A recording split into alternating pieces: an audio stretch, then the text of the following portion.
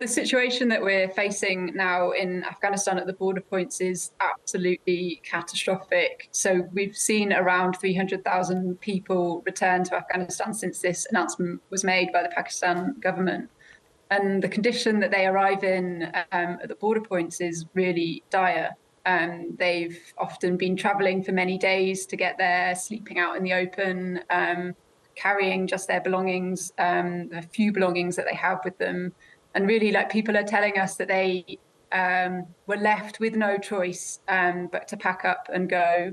And the conditions that they are returning to once they get to Afghanistan are also catastrophic. This is a... Sorry, continue. This is a war-torn country, Afghanistan, and not enough has been done to support the country and support the people who are currently living here to recover and to be able to stand on their own 2 feet. So what we see is that the population living in Afghanistan at the moment do not have the resources that they need to survive.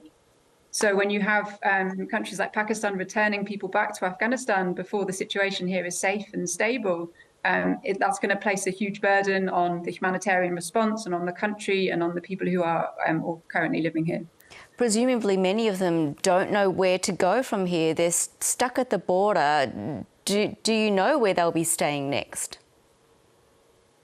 Yeah, like you mentioned, many of these people who have been seeking refuge in Pakistan have been there for decades. So the connections that they have with their home, their original homes in Afghanistan, are often very tenuous. So sometimes we're seeing that people have raised their children in Pakistan so that they no longer even really know or understand even the language here. Many people don't have the appropriate civil documentation for Afghanistan. So there are real question marks over how people are going to access services here. We hear people saying that when they left Afghanistan, they did so in many cases because their homes were destroyed in the fighting. And now they're coming back to this country, coming back to a destroyed home, coming back to no livelihood opportunities. Well, how dangerous could it be for many of them to return to Taliban-ruled Afghanistan, particularly for women?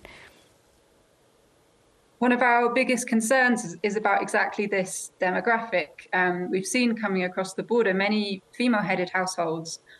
So you have women who are in charge of their families who are coming back into a country where women have faced very systematic persecution. Their ability to move in public spaces is extremely restricted. Their ability to earn money is extremely restricted. So in particular, how these families are going to survive and how they're going to bring up their children, particularly their female children, is really under question. And Becky, Pakistan says they're deporting refugees due to terrorism attacks in their country, which they say were carried out by Afghan nationals. In your view, in what better way could this have been dealt with? The people that are coming across the border now who are being forced to leave Pakistan are civilians, and they're poor people. So, from our perspective, if this is a dispute between the government of Pakistan and the government of Taliban of Afghanistan, then that should be discussed between those two actors, and it shouldn't be taken out on civilians because it was not their fault. They are not responsible for this. And what will happen to those who have refused to leave by the deadline given by Pakistan? So from my understanding, the conditions and life has just been made difficult for Afghans in Pakistan. There's been a lot in the media that's around these announcements that were made, passing the message that Afghans are not welcome in the country anymore. So even beyond some of the formal deportations, there are going to be challenges that Afghans now face in the country because of that changing social, political environment. So you have this population that have, for many of these people, it's not the first time they've been displaced. They probably left their homes in Afghanistan whenever they left because of the fighting or because of whatever it was, and they probably moved somewhere within Afghanistan before they chose to go abroad.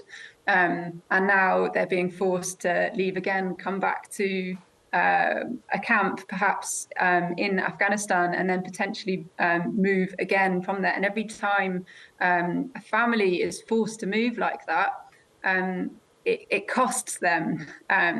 Those small things that they have to sell and spend on transportation. And again, all of the unknown factors of how they're going to feed their family the next day, or where they're going to sleep. What we've seen at the border is these people who have come back who don't have anywhere to go. They're sleeping out in the open. And these are families. These are men, women, and small children sleeping out in the open for days and days on end.